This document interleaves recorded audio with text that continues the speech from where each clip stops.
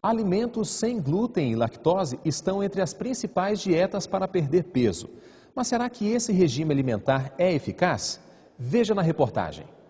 Quando o assunto é perder peso, o que não faltam são promessas de emagrecimento rápido. A nova febre agora são as dietas sem glúten e sem lactose. Eliminar esses tipos de alimento faz mesmo emagrecer? O glúten, principalmente, ele vai estar em alimentos como o pão, a pizza, né, o biscoito, o bolo. Então, as pessoas acabam retirando e, por conta ela está retirando um alimento mais calórico, ela vai emagrecer, não exatamente por causa do glúten. Né? E a questão da lactose, eu não diria um emagrecimento. Né? A pessoa tira, ela se sente talvez menos inchada, porque pode ser que a pessoa produza um pouco mais de gases com a lactose. Mas esses gases também podem ser advindo de outros problemas da dieta, não necessariamente da lactose.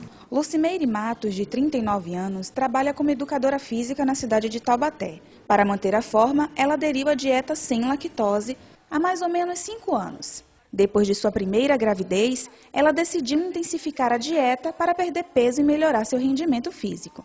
Então, excluiu o glúten do seu cardápio. Na verdade, a lactose eu tirei em função do emagrecimento e da sinusite, que eu tenho uma sinusite crônica, e os médicos aos quais eu passei pediram para que eu tirasse um pouco da lactose. Mas a dieta sem glúten e sem lactose não se restringe apenas a pessoas que desejam perder peso.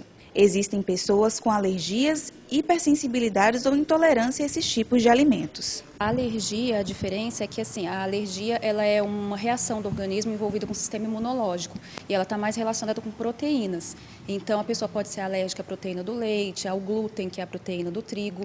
A intolerância ela já está mais relacionada com a função digestiva, né, enzimática que a gente fala. Então, por exemplo, se uma pessoa tem problema com a lactose, ela não é alérgica, ela tem intolerância à lactose, ela não consegue digerir a lactose muito bem. O sintoma da intolerância ele é mais voltado para o trato gastrointestinal. Então a pessoa ela acaba tendo diarreia, ela tem distensão abdominal, gases, ela pode ter vômitos.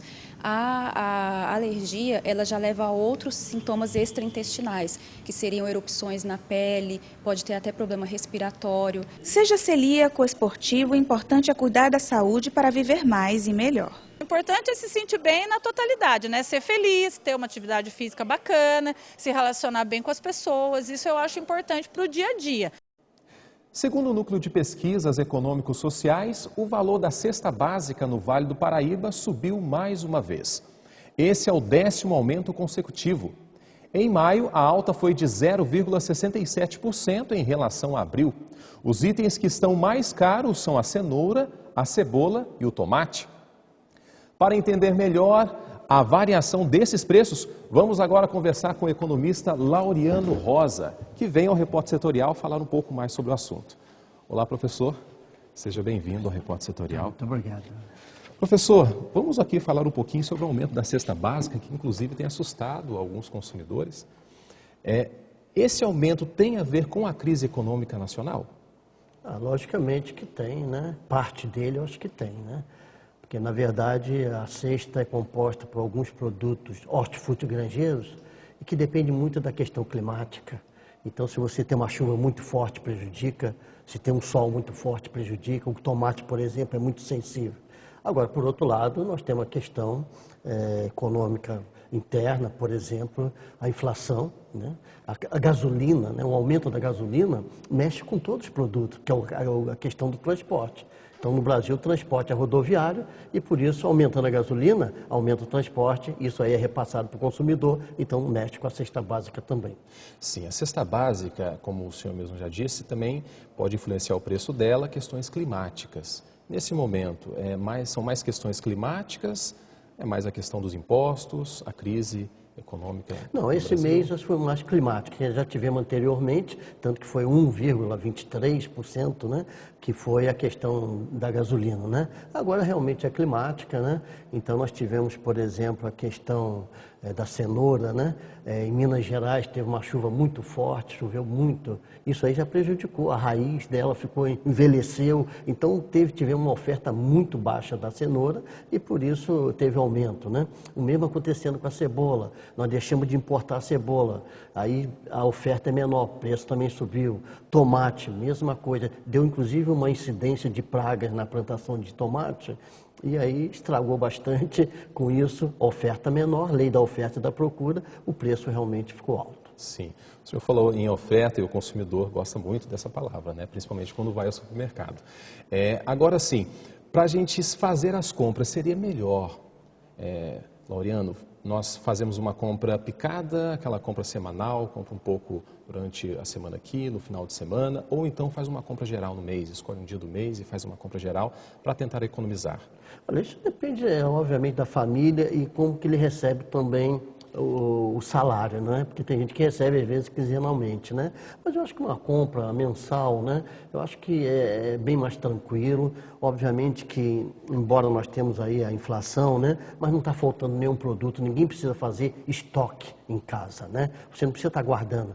A não ser que você tenha uma condição boa, algum produto que não seja perecível, que esteja realmente em oferta com preço baixo, aí você pode até comprar a mais para poder ganhar alguma coisa ali.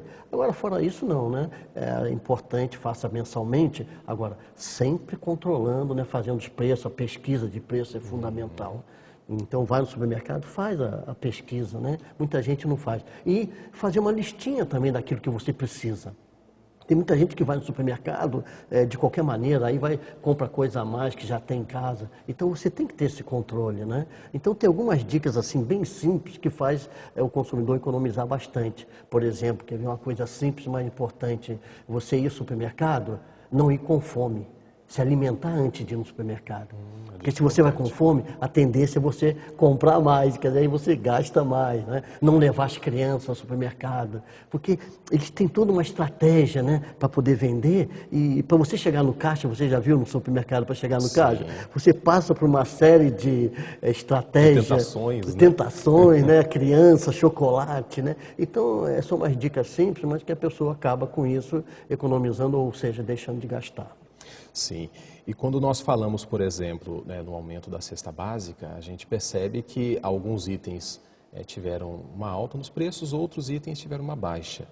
Você deixar de comprar, por exemplo, aqueles produtos, né, que tiveram alta para comprar os itens com um preço mais baixo, isso é comum acontecer nos mercados, né, na economia? Eu não acho que seja comum, acho até fundamental, né? Então, são duas coisas que a gente fala bastante para o consumidor, né? Então, primeiro a pesquisa, né? A pesquisa tem que fazer porque a gente já constatou que existe realmente uma diferença de preço muito grande entre o supermercado e outro, né? E, por exemplo, Feira Livre, também ver os produtos na Feira Livre, os mercados municipais, principalmente os jovens não usam, né, o Mercadão, né? Então, às vezes tem coisa boa e preço bom, né? Então, realmente, você fazer a pesquisa é fundamental. E depois é isso que você falou. Você tentar, dentro do possível, porque às vezes tem alguns produtos que é muito complicado você substituir, mas tentar substituir o produto. Por exemplo, a carne bovina, hoje está caríssima. Então, o que não podemos fazer? Usar o frango, né? Você não precisa nem deixar de consumir a carne a semana inteira, mas tem gente que come carne todos os dias. Então, compra só 2 ou 3 vezes por semana. E aí usa frango, um peixe, não é? É lógico que esses produtos também vão sofrer aumento, porque eles vão ter uma procura maior, mas de qualquer maneira o preço é muito mais baixo. Então, eu acho que substituir o produto é fundamental.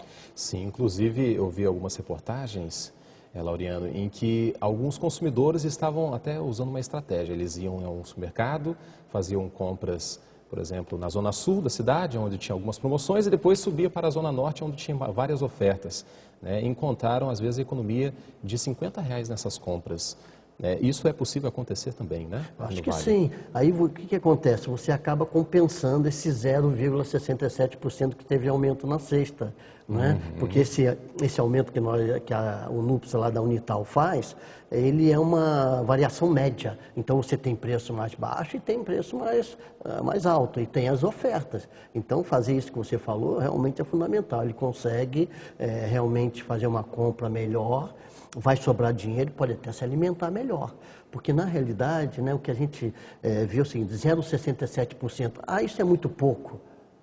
Isso aí pode ser pouco para aquelas pessoas que ganham acima de 4, 5 salários mínimos. Mas para quem ganha até um salário mínimo, as pessoas mais carentes da sociedade, esse 0,67% faz uma diferença muito grande. A pessoa deixa de comprar alguma coisa, porque o salário dela é sempre aquele, né, e baixo, né? Então é muito importante essas dicas, né, que a gente está falando, para que esse consumidor possa compensar essa variação e continuar se alimentando bem, que é o mais importante. Ok, muito obrigado, Laureano. Conversamos com o economista Laureano Rosa. Ele conversou aqui com a gente sobre a alta dos preços, a alta da cesta básica na região do Vale do Paraíba. Laureano, muito obrigado. Nada, eu que agradeço aí o convite e estou à disposição quando precisar. Muito obrigado. Em Pindamonhangaba, moradores podem fazer um curso gratuito sobre a história da arte e aprender mais sobre os movimentos artísticos, desde o impressionismo. O Palacete 10 de Julho, em Pindamonhangaba, promove diversos eventos culturais a seus moradores e, desde o dia 13 de maio, oferece um curso gratuito sobre história da arte. As aulas vão desde impressionismo até a contemporaneidade e vão até o dia 24 de junho. Elas são ministradas pelo artista plástico André Yassuda, que está aqui comigo. André, fale para mim qual a importância da popularização da história da arte. Bom, o que a gente está sentindo nesse curso, né, do público que tem procurado, é que existem muitas pessoas que são apreciadores, amantes da arte, né, que procuram desenvolver seus trabalhos aqui também na cidade e que tinham uma carência, assim, sabe, de formar um grupo, da gente poder discutir, estudar juntos, né. Acho que o principal objetivo é mostrar a produção artística, principalmente nesse período mais próximo da realidade atual, né, como uma realidade viva, assim, sabe? Não é uma coisa do passado, assim, um estudo de coisas do passado, mas como arte, até no começo eu disse para eles, né, que toda arte é presente, assim, porque você dialoga com aquelas obras, você visita outros períodos e tira ideias, coisas que servem para a vida da gente no dia a dia, né, para as nossas questões, pensar o mundo que a gente vive mesmo, né? Quem quiser participar agora, que não foi antes, pode participar? Ainda dá tempo? Sim, ainda pode vir, sim. Não, elas só precisam vir nos horários aqui, quarta-feira às 18h30, né? E o curso é aberto, assim, as pessoas geralmente trazem coisas para anotar, mas a gente não exige nada, assim, mesmo em termos de formação, né? Acho que é para formar o público mesmo, né, para arte. Assim. Obrigada, André. Os cursos acontecem toda quarta-feira aqui no Palacete 10 de Julho, das 6h30 da tarde até as 8h30 da noite. Camille Dornelles, repórter setorial. Saiba agora quais são os destaques da agenda cultural para essa semana na região. Para os apaixonados por carros que marcaram época, acontece em Caraguatatuba o primeiro encontro de autos antigos. O evento será no Shopping Serra Mar, a partir das 9 horas. A entrada é gratuita. Em São José dos Campos, as crianças podem se divertir no projeto Vem Brincar. Com a orientação de monitores, o evento possui atividades como perna de pau, jogos gigantes, brinquedos infláveis e oficina de artes. Entrada franca. O Museu de Antropologia do Vale do Paraíba apresenta a exposição Até Quando? A mostra conta com desenhos, pinturas e gravuras do paulistano Valdir Brosso. O artista participou de eventos na Espanha, México, Tailândia e Malásia. Entrada gratuita. Realçar traços físicos e trazer um pouco mais de humor a um retrato. Essa é uma característica clássica da caricatura. Traz diversão a quem recebe e muitos benefícios psicológicos a quem faz. Acompanhe na reportagem de Camille Dornelles. O desenho é nossa primeira forma de escrita. Mas parece que quando crescemos, essa nossa habilidade de comunicação é perdida. E admiramos ilustradores e artistas que conservam esse dom. Mas o que realmente é desenho? Todo mundo desenha de certa forma, né? Se você escreve um A, você está desenhando. Só que alguém falou para você que aquilo é uma letra. É um desenho. E uma dessas formas de desenho é a caricatura, que expande a realidade e traz um olhar novo e criativo das pessoas. Caricatura, né, é pegar o que diferencia um ser humano do outro são as deformidades, né? Essa aqui. E aí, na verdade, a gente dá um destaque, dá um elemento, pega esse elemento de destaque e faz um trabalho específico com a abordagem que a gente entende que é melhor. Vanderlei é gerente de uma escola de desenho em Pindamonhangaba e caricaturista. Explica que a aptidão é o de menos e se jogar nessa arte é mais simples do que se imagina. Para você chegar a fazer caricatura, você tem que dominar os elementos de proporção, porque seja em qualquer circunstância, porque a partir dela você consegue fazer as deformidades. A caricatura trabalha junto de outras técnicas, como o cartoon, o mangá e as charges. O gerente é otimista quando fala do movimento dessa arte no Vale do Paraíba. Aqui a gente tem tido, graças a Deus, bastante sucesso. Então, assim, justamente porque você tem pessoas que gostam de tendências, ver o que está acontecendo nos quadrinhos, no cartoon, na caricatura e vêm para conhecer. Então, assim, no Vale hoje, para ser bem específico, eu entendo que está acontecendo um movimento muito positivo. E não há espaço para brigas entre caricaturistas e caricaturados. A psicóloga Flávia Barreto afirma que a caricatura traz muitos benefícios para aquele que a faz. Na caricatura, como eu já tenho uma pessoa, né, da qual eu estou ali me embasando para poder fazer essa caricatura, o acompanhamento ele faz o quê? A percepção. O que eu estou percebendo no outro, como eu estou percebendo o outro, e não somente os traços físicos, mas como essa pessoa é. Vanderlei garante que o exercício vale a pena, mas é preciso ter perseverança. Se você tiver o método, seguir o método, fizer exercício, é 90% transpiração e 10% inspiração. E quem muito transpirou foi o próprio Dom, apelido do professor Dornelles Souza Reis, que apareceu no início da nossa reportagem. Sempre gostei de desenhar, certo? E a minha evolução parte disso, por conta dos desafios. E o meu gosto por aquilo, pelo desafio em si, foi me proporcionando as habilidades que hoje eu tenho. Ele diz que cada artista tem sua dinâmica e, para ele, a adrenalina ajuda. Por isso, lançamos um desafio para a minha caricatura. Tem um desafio de 5 minutos, né? Será? E sobrando quase 2 minutos do tempo que demos para ele, Dom já tinha me recriado em personagem de desenho. E cumpriu o desafio. O Repórter Setorial fica por aqui. Você pode rever nossas reportagens em repórtersetorial.com. Acesse. Uma feliz semana para você. Uma boa noite. Tchau.